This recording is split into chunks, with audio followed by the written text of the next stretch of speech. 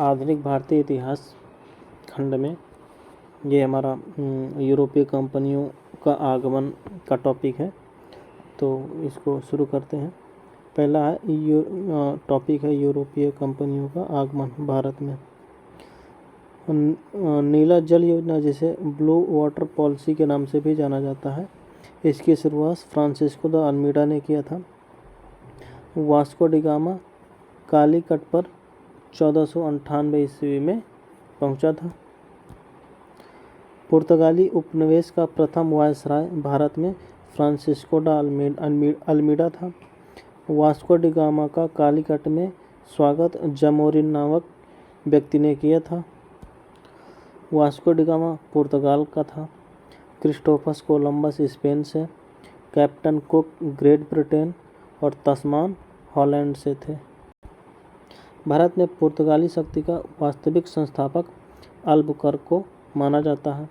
पुर्तगालियों ने भारत में प्रथम दुर्ग का निर्माण कोचीन में किए थे।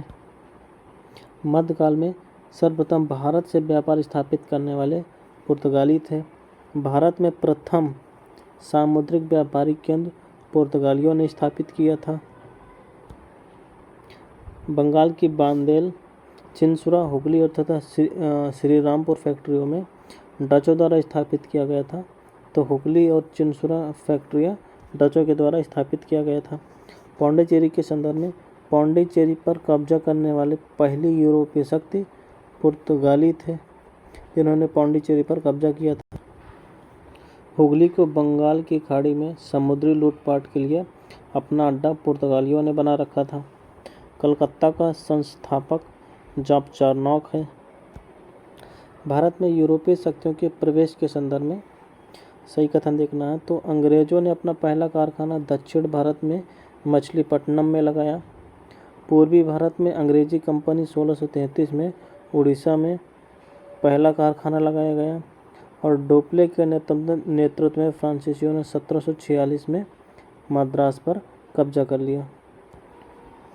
भारत के साथ व्यापार के लिए सर्वप्रथम संयुक्त पूंजी कंपनी आरंभ करने वाले ब्रिटेन के थे। इन्होंने सबसे पहले संयुक्त पूंजी कंपनी की शुरुआत किए थे, जिससे भारत के साथ व्यापार किया जा सके। सही कथन देखना है डचों ने पुर्तगालियों को पराजित किया और आधुनिक कोच्चि में उन्होंने फोर्ट विलियम्स का निर्माण किया। भारत में ईस्ट इंडिया कंपनी की सफलता का सबसे बड़ा राज क्या था? तो भारत में ईस्ट इंडिया कंपनी की सफलता का सबसे बड़ा राज था भारत में राष्ट्रीय भावना की कमी होना। कंपनी की सेना को पश्चिमी प्रशिक्षण मिला था और उनके पास आधुनिक हथियार थे, जबकि भारतीय सैनिकों में राष्ट्रीय भावना का अभाव था और जिसके कारण कोई भी उन्हें जो अच्छा वेतन दे सकता है अपनी सेवा में लगा सकता था। ब्रिटिश कंपनियों में से भारत में व्यापार करने का पहला अधिकार पत्र एक लीवेंट कंपनी थी, इसको प्राप्त हुआ था और ईस्ट इंडिया कंपनी से पहले भारत में व्यापार इसी ने किया था। लंदन में ब्रिटिश ईस्ट इंडिया कंपनी के गठन के समय भारत का बादशाह अकबर था, जब ब्रिटिश में ईस्ट इंडिया कंपनी का गठन किया गया था। वह मुगल सम्राट जिसके शासनकाल में इंग्लिश ईस्ट इंडिया कंपनी ने भारत में सबसे पहला कारखाना स्थापित किया। तो जहांगीर के समय ईस्ट इंडिया कंपनी ने भारत में सबसे पहला अपना कारखाना स्थापित किया था। सूरत, सतारा, बॉम्बे और पणजी में से ईस्ट इंडिया कंपनी का प्रारंभिक वेस्टर्न प्रेसिडेंट यानी पश्चिमी प्रेसिडेंटी सूरत में बनाया गया था। भारत में 1613 में अंग्रेजों ने अपनी पहली फैक्ट्री सूरत में स्थापित किए। 17वीं शताब्दी के पहले चतुर्थांश यानी 1625 ईस्वी तक ईस्ट इंडिया कंपनी ने अपना कारखाना कहाँ स्थापित कर लिए थे? उन्होंने अपना कारखाना सूरत, भरूच, बुरहानपुर, अहमदाबाद और आगरा में स्थापित कर चुके थे। वह अंग्रेज अधिकारी जिसने पुर्तगालियों को स्वाली के स्थान पर हराया था तो थॉमस वेस्ट था। इसने पुर्तगालियों को स्वाली के स्थान पर हरा दिया था। यूरोपीय व्यापारिक कंपनियों में से सूरत में सबसे पहले अपना कारखाना अंग्रेज़ों ने स्थापित किया। ईस्ट इंडिया कंपनी के प्रारंभिक दौर में वेस्टर्न प्रेसिडेंसी सूरत में थी। ब्रिटिश ईस्ट इंडिया कंपनी ने बम्बई लिया था। किससे लिया था? तो पुर्तगालियों से ये बम्बई ले लिए थे। अवध के नवाब सादत अली ने प्रयागराज, जो कि इलाहाबाद के नाम से भी जाना जाता था, का किला अंग्रेज़ों को कब सौंपा? 1797 में इसने अंग्रेज़ों को प्रयागराज का किला सौंप दिया। ईस्ट इंडिया कंपनी का गवर्नर, जिसने औरंगजेब द्वारा भारत से निष्कासित किया गया था, यानी ईस्ट इंडिया कंपनी का वह कौन सा गवर्नर है जिसको औरंगजेब ने भारत से निष्कासित कर दिया था? तो वह सर जॉन चाइल्ड था। प्रथम कर्नाटक युद्ध का तात्कालिक कारण क्या था? इसका तात्कालिक कारण था अंग्रेज़ों द्वारा फ्रांसीसी जहाज़ों का अधिग्रहण कर लेना। और प्रथम कर्नाटक युद्ध 1746 से 48 के बीच में लड़ा गया था। इसके बाद एक्सला चैपेल की संधि हुई और उससे इस युद्ध का अंत हो गया। कर्नाटक युद्ध लड़ा गया था, तो कर्नाटक युद्ध अंग्रेज़ों और फ्रांसीसियों के बीच में लड़ा गया था। सही सुमेलन देखना है। प्रथम कर्नाटक युद्ध का अंत हुआ था एक्सला चैपेल की संधि से। प्रथम कर्नाटक युद्ध का अंत हो गया था। द्वितीय कर्नाटक युद्ध अनिर्णायक रहा और तृतीय कर्नाटक युद्ध पेरिस की संधि से समाप्त हो गया। प्रथम मैसूर युद्ध में ब्रिटिश की हार हुई थी। प्रथम कर्नाटक युद्ध लड़ा गया था 1746, 47 में, 48 में, 46, 48 में। कर्नाटक का द्वितीय युद्ध 1749 से 54 में लड़ा गया था और कर्नाटक का तृतीय युद्ध 1758 से 63 के बीच में लड़ा गया था। प्रथम यूरोपियन व्यक्ति जिसने भू क्षेत्र अर्जित करने के उद्देश्य से भारतीय राजाओं के झगड़ों में भाग लेने की नीति आरंभ की, तो ये डुप्ले था। इसने भारत में भू क्षेत्र अर्जित करने के लिए भारतीय राजाओं के झगड़े में भाग लेना शुरू किया भारत में, और इसी का अनुसरण ईस्ट इंडिया कंपनी भी करने लगी थी। भारत में फ्रांसीसियों ने अपना सबसे पहला कारखाना सूरत में स्थापित किया था। फ्रांसीसी ईस्ट इंडिया कंपनी कब स्थापित हुई थी? तो लुईस 14वें के कार्यकाल में फ्रांसीसी ईस्ट इंडिया कंपनी की स्थापना की गई थी। भारत में फ्रांसीसी ईस्ट इंडिया कंपनी का संस्थापक किसको माना जाता है? तो कॉलवर्ट को भारत में फ्रांसीसी ईस्ट इंडिया कंपनी का संस्थापक माना जाता है। बंगाल में डचों द्वारा स्थापित कारखाना था, तो बंगाल के हुगली और चिनसुरा में डचों का कारखाना स्थापित था। डच ईस्ट इंडिया कंपनी ने पटना में अपनी फैक्ट्री 1632 में स्थापित किए। फ्रांसीसी दक्कन में शक्ति आंदोलन स्थापित करने में असफल रहे, क्योंकि अंग्रेज़ों की फ़ौज फ्रांसीसियों की फ़ौज से अधिक शक्तिशाली थी, इसलिए वह दक्कन में अपना शक्ति प्रदर्शन नहीं कर सके। भारत में यूरोपीय शक्तियों के आगमन का क्रम क्या है? पुर्तगीज आए, डच आए, अंग्रेजी आए और फ्रांसीसी आए, तो ये उनके आगमन का क्रम है। पौंडीचेरी में फ्रेंच कंपनी थी, गोवा में पुर्तगीज कंपनी थी, ट्रंकेवार में डेनिश या डेन कंपनी थी और सद्रास में डच थे। यूरोप वासियों को सर्वोत्तम सोरा और अफीम कहाँ से प्राप्त होता था? तो बिहार से इनको सबसे अच्छे उत्म का सोरा और अफीम प्राप्त होता था। भारत में डचों द्वारा स्थापित प्रमुख व्यापारिक केंद्र कौन थे? इनमें नागपट्टनम, चिनसुरा, मछलीपट्टनम, सूरत, भरूच, आगरा, कोचीन, अहमदाबाद और पटना, ये डचों द्वारा स्थापित प्रमुख व्यापारिक केंद्र थे। यूरोपियों में से स्वतंत्रता पूर्व भारत में व्यापारी के रूप में सबसे अंत में फ्रांसीसी आए। कंपनी एक असंगति है, परंतु यह उस अवस्था का भाग है जहां सब कुछ ही असंगत है। ईस्ट इंडिया कंपनी के बारे में यह टिप्पणी जीबी मैकाले ने किया था। इसने कहा था कि कंपनी एक असंगति है, परंतु यह उस व्यवस्था का भाग है जहां सब कुछ ही असंगत है। एक्सला-शापेल की संधि जो कि 1748 में हुई थी, इसके संदर्भ में क्या सही है? तो इससे अंग्रेज़ों को मद्रास पुनः प्राप्त हो गया था, जो कर्नाटक का प्रथम युद्ध हुआ था, जिसे एक्सला-शापेल की संधि से जो है अंत किया गया था। तो इसमें फ्रांसीसियों ने अंग्रेज़ों से जो मद्रास छीन लिया था, उसको पुनः अंग्रेज़ों को वापस कर दिया गया। भारत में अंग्रेज़ों की सफलता तथा फ्रांसीसियों की असफलता के प्रमुख कारण क्या रहे? तो अंग्रेज़ों को बंगाल विजय से अपार धन मिला था और जनशक्ति का मिलना, यानी उनको बंगाल जब विजय कर लिए थे तो उन्हें धन और एक सैनिक शक्ति मिली थी और अंग्रेज़ों की बेहतर नौसैनिक ताकत थी, जिससे यह फ्रांसीसियों को पराजित कर सके। अगला टॉपिक ईस्ट इंडिया कंपनी और बंगाल के नवाब का है। तो पहला क्वेश्चन है, मुगल सम्राट द्वारा नियुक्त बंगाल का अंतिम गवर्नर कौन था? मतलब कि वह अंतिम गवर्नर जो मुगल सम्राट के द्वारा अपॉइंट किया गया था, तो मुर्शीद कुली खान था, मुगल सम्राट द्वारा नियुक्त अंतिम गवर्नर था। वह युद्ध जिसने भारत में ब्रिटिश प्रभुत्व को प्रारंभ किया, तो प्लासी का युद्ध एक ऐसा युद्ध होता है जिसने भारत में ब्रिटिश प्रभुत्व को स्थापित करने की शुरुआत कर दी। सिराजुद्दौला लॉर्ड क्लाइव द्वारा पराजित हुआ और प्लासी के युद्ध में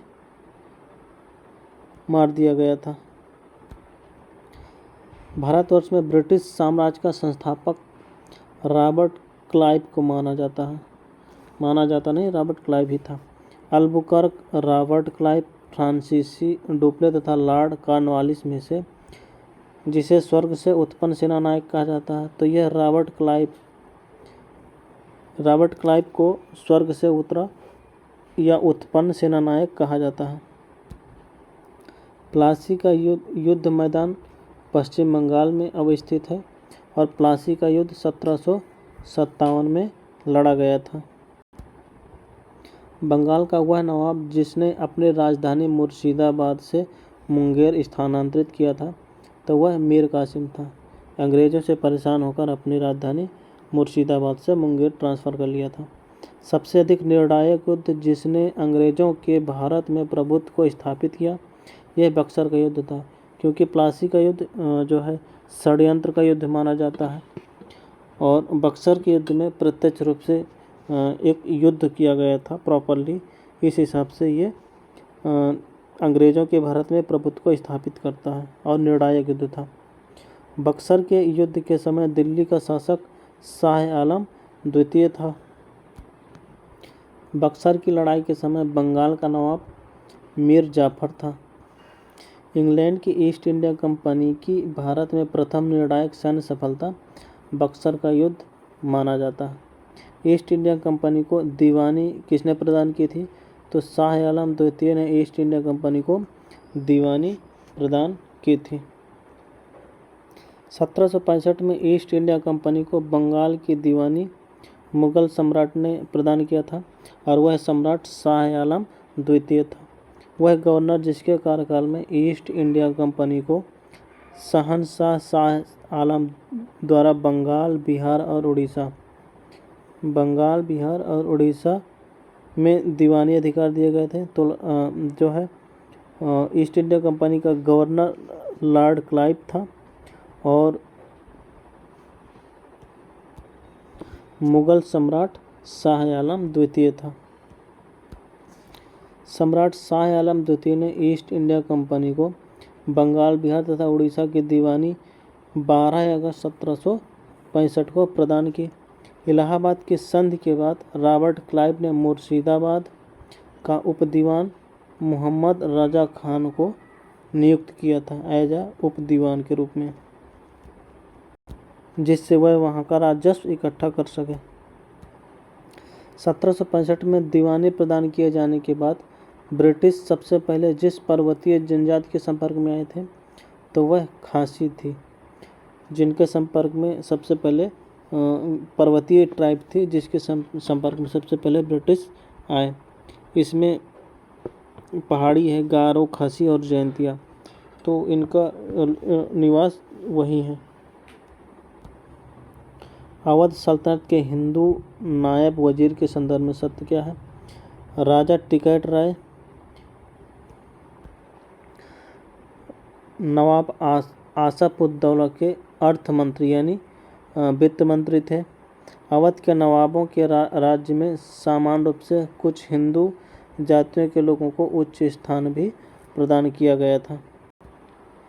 18वें शतक में भारत में लड़े गए युद्धों का सही क्रम देखें तो पहले अंबर का युद्ध लड़ा गया, फिर प्लासी का युद्ध हुआ, उसके बाद वांडीवास का युद्ध हुआ और फिर बक्सर का युद्ध हुआ। वांडीवास का युद्ध जो कि 1760 में लड़ा गया था, इसमें ब्रिटिश ने फ्रेंच को यानी फ्रांसीसियों को हरा दिए थे। सही सुमेलन युग नहीं देखना। बक्सर का युद्ध मीर कासिम के विरुद्ध ईस्ट इंडिया कंपनी का था। वांडीवास का युद्ध फ्रांसीसियों के विरुद्ध ईस्ट इंडिया कंपनी का था। चिलियावाला का युद्ध यह डलहौजी के विरुद्ध सिखों का था और खुर्दा का युद्ध निजाम के विरुद्ध मराठे के थे। भारत में अंग्रेजों का सबसे अधिक विरोध मराठों के द्वारा ही किया गया था। अगर अंग्रेज सबसे अधिक परेशान हुए हैं तो मराठों से ही हुए हैं। अब अगला चैप्टर है क्षेत्रीय राज्य पंजाब और मैसूर, तो इनको भी देखते हैं। दिल्ली, काबुल, मकराना और श्रीनगर में से रणजीत सिंह के राज्य में जो सम्मिलित था तो वह श्रीनगर था। यह रणजीत सिंह के राज्य में सम्मिलित था। रणजीत सिंह किससे संबंधित थे? यह सुकरचकिया मिसल से संबंधित थे, क्योंकि जो सिख साम्राज्य था तो वो जो है मिसल्स में डिवाइड होता था, और तो जो रणजीत सिंह का मिसल था सुकरचकिया, यह उस समय सबसे पावरफुल माना जाता था। महाराजा रणजीत सिंह के राज्य की राजधानी लाहौर थी। राजा रणजीत सिंह ने अदालत ए आला की स्थापना लाहौर में किए थे। रणजीत सिंह ने सुप्रसिद्ध कोहिनूर का हीरा किससे प्राप्त किया था? तो शाह शुजा से रणजीत सिंह कोहिनूर हीरा प्राप्त किए थे। महाराजा रणजीत सिंह का एक वक्तव्य है जो अधिक फेमस है।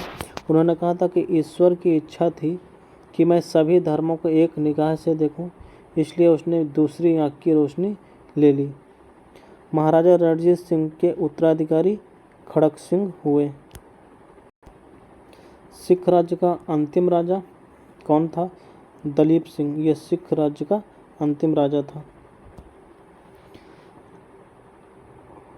जब पंजाब का विलय ईस्ट इंडिया कंपनी में कर लिया गया तो पंजाब पर शासन करने के लिए 3 सदस्यों की एक परिषद गठित किया गया था। उसमें सर हेनरी लॉरेंस ये अध्यक्ष के रूप में थे। जॉन लॉरेंस और चार्ल्स ग्रेनविल मॉन्सेल ये 2 अन्य सदस्य थे। प्रथम आंग्ल मैसूर युद्ध में कौन विजित हुआ था? तो ये हैदर अली था जो प्रथम आंग्ल मैसूर युद्ध में विजयी रहा। 1755 में डिंडीगुल मैसूर में एक आधुनिक शस्त्रागार की स्थापना हैदर अली ने ही की थी। ब्रिटिश जनरल जिसने हैदर अली को पोर्टो नोवा के युद्ध में हराया था, सर आयर कोट, ये हैदर अली को पोर्टो नोवा के युद्ध में परास्त कर दिए थे। टीपू सुल्तान ने अपनी राजधानी कहाँ बनाई थी?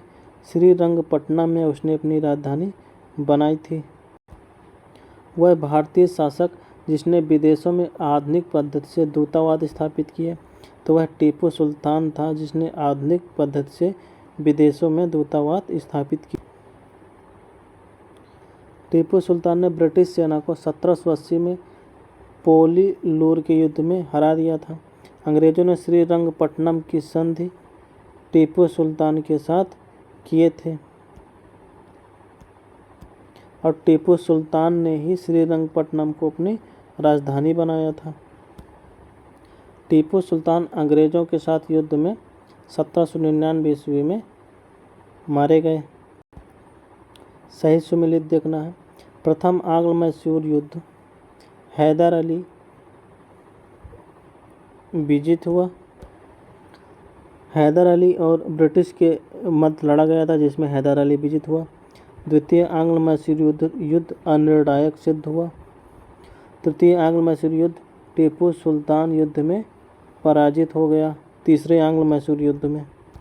और चौथे आंग्ल मैसूर युद्ध में टीपू पराजित किया गया और युद्ध के मध्य दिवंगत हो गया, यानी युद्ध में ही खत्म हो गया। इलाहाबाद की संधि 1765 में हुई थी। मंगलौर की संधि 1784 में हुई थी। सालबाई की संधि 1782 में हुई थी और मद्रास की संधि 1769 में हुई थी। बेगम समरू ने एक अति प्रसिद्ध चर्च का निर्माण सरधाना में करवाया था। सही कथन क्या है? महाराजा रणजीत सिंह ने लाहौर में तोपों के निर्माण के लिए एक आधुनिक ढलाई खाने की स्थापना की है। आमेर में सवाई जयसिंह ने यूक्लिड के रेखा गणित के तत्वों का संस्कृत में अनुवाद कराया और मैसूर में टीपू सुल्तान ने श्रृंगेरी मंदिर में देवी शारदा की मूर्ति निर्माण के लिए धन दिया। फिर से सही कथन देखना। प्लासी के युद्ध में सिराजुद्दौला की पराजय के लिए मीर जाफर ने अंग्रेजों से मिलकर षड्यंत्र रचा था, जिससे सिराजुद्दौला पराजित हो गया। अगर षड्यंत्र न किया गया होता तो भारत का इतिहास कुछ और ही लिखा गया होता। अंग्रेजी ईस्ट इंडिया कंपनी के नियंत्रण के खिलाफ बगावत किसने नहीं की थी? तो ये हैदराबाद राज्य के निजाम थे। ये अंग्रेज़ों के विरुद्ध कभी बगावत नहीं किए। अगला टॉपिक गवर्नर जनरल और वायसराय होगा। तो मिलते हैं अगले वीडियो में।